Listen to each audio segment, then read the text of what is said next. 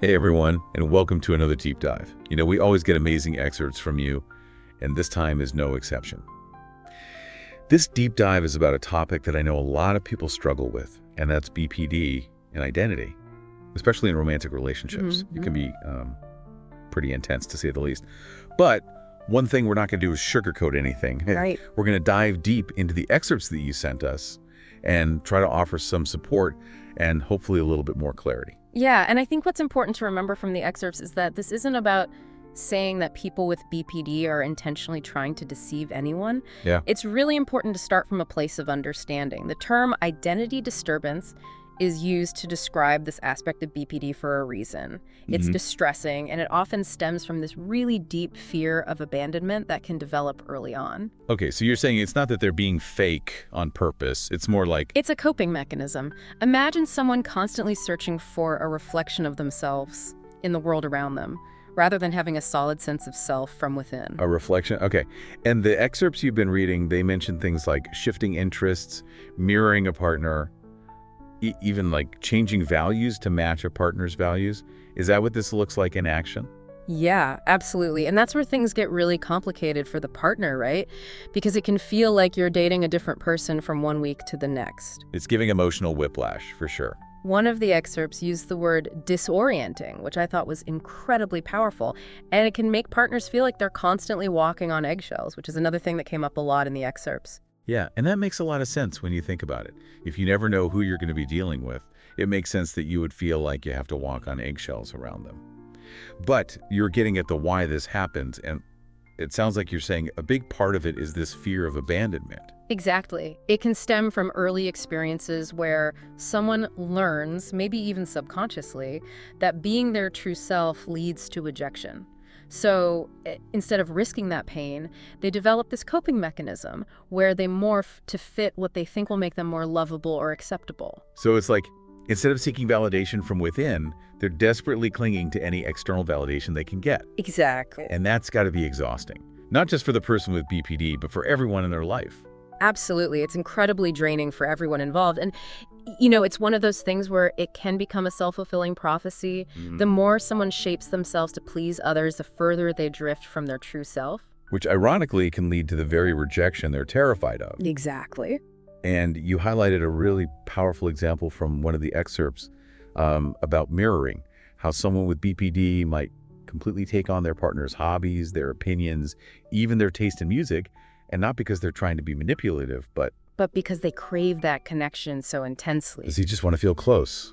It goes back to that need for validation, that fear of being found out as not good enough. So mirroring becomes a way to feel safe, to belong, even if it's just temporary. But as you can imagine, this isn't exactly a sustainable way to build a relationship. No, because eventually that facade has to crack, right? You can only pretend to love, death metal for so long before the truth comes out. Exactly. And that's where things can really spiral, because now the partner's left feeling betrayed, questioning everything, wondering if they ever really knew this person at all. Talk about a recipe for disaster. Yeah, and it can be tough to see a way out sometimes, but it's not hopeless. In fact, one of the things that really struck me about the excerpts you sent was this underlying sense of hope. It's not about sugarcoating the challenges, but recognizing that with the right tools and a lot of understanding, these relationships can not only survive, but actually thrive. Okay, so let's talk about those tools. You flagged a big one in your analysis, DBT, or dialectical behavior therapy. You're saying this type of therapy can help someone with BPD to develop a more solid sense of self, so they're not so reliant on external validation. Exactly. DBT is all about giving people the skills to manage those really intense emotions, tolerate distress, and build healthier relationships. It's not about changing who someone is at their core. It's more about giving them a toolbox to deal with the ups and downs of life without completely losing themselves in the process. So instead of immediately mirroring their partner's reaction, let's say in the middle of an argument, DBT would give them the ability to pause, check in with their own feelings, and then communicate those feelings to their partner. Yes, and one of the excerpts actually gave a great example of a specific DBT technique called opposite action. Let's say someone with BPD is feeling that familiar urge to shut down or lash out during a disagreement. Opposite action would encourage them to do the opposite, engage in the conversation calmly, really try to see their partner's perspective, and express their own needs directly. Oh, that's so interesting. So it's about recognizing those unhealthy patterns and consciously choosing a different path. It makes sense that the excerpts talk about this being such a game changer for relationships. But it's not just about managing those big blow-ups, right? You're saying DBT also helps with building a stronger sense of self overall. What does that look like in a relationship? It can be as simple as, feeling comfortable pursuing your own hobbies and interests, even if your partner doesn't share them. And one of your excerpts actually touched on this, the importance of encouraging individuality within the relationship. Yes. And there was that great example of how a partner might react when their loved one with BPD is super into something that they personally find, well, maybe a little unusual. Right. And instead of dismissing it or making them feel weird about it, they show a genuine interest. Maybe they even offer to help find a rare book online or something, It's about celebrating those unique parts of their partner, even if they don't personally get it. It's like that quote, love is letting someone be exactly who they are. Okay, I might be butchering that, but you get the idea. It's about acceptance. Absolutely. And it's important to make that distinction between acceptance and agreement. You don't have to love something to love someone who does. But showing that respect and curiosity, really validating their right to be themselves, that can be incredibly powerful for someone who's used to shrinking themselves down to fit in. It's like you're giving them permission to take up space, to be fully themselves, quirks and all. Exactly. And that's when those really special connections are formed. Because as the person with BPD starts to feel more secure in themselves, their love for their partner becomes less about need and more about this really genuine appreciation. Which is such a beautiful way to think about it. And it leads perfectly into the next big thing that came up in the excerpts, the role of the partner without BPD. Yeah. Because this isn't a one-way street. It takes two, right? Yeah. It really is a team effort, isn't it? Yeah. So how can that partner, the one without BPD, offer support in a way that's actually helpful and healthy? Because you mentioned it's about finding that balance between validation and boundaries. Yeah. And I think that's where things can get a little murky. Yeah, for sure.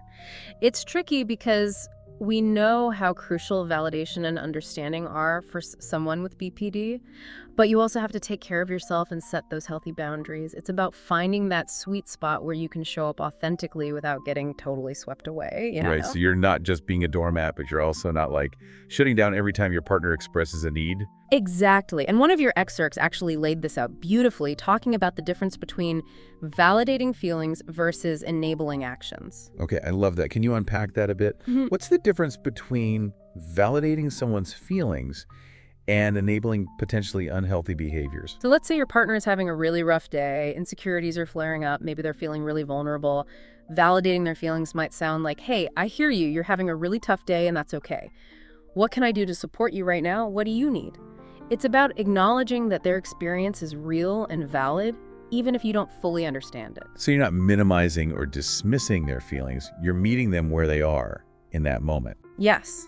And enabling, on the other hand, would look like, say, dropping everything to constantly reassure them, or canceling your plans to avoid a conflict, or just always letting their anxieties kind of dictate how you move through the world. So it's like you're almost reinforcing the idea that they need someone else to manage their emotions for them. Exactly. And that's not really doing them any favors in the long run. No, not at all.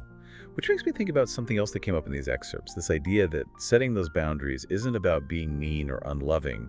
It's actually an act of love in itself. 100%. It's about showing up as your most authentic self, even when it's hard, and trusting that your partner can handle it. And that's how we build those strong, resilient relationships. Because at the end of the day, that's what we're all looking for, right? That deep connection that can weather those inevitable storms. Well, we've covered a ton today, and I feel like this is one of those topics we could talk about for hours. Oh, absolutely. There's so much more to explore. But if I had to boil down to one key takeaway, it's that understanding these nuances of identity within the context of BPD is so important for both partners. So to everyone out there who shared their excerpts, thank you. Keep those great questions coming and keep learning, because that's how we grow and how we build relationships that are not just passionate and exciting, but also grounded in that deep, abiding love and understanding.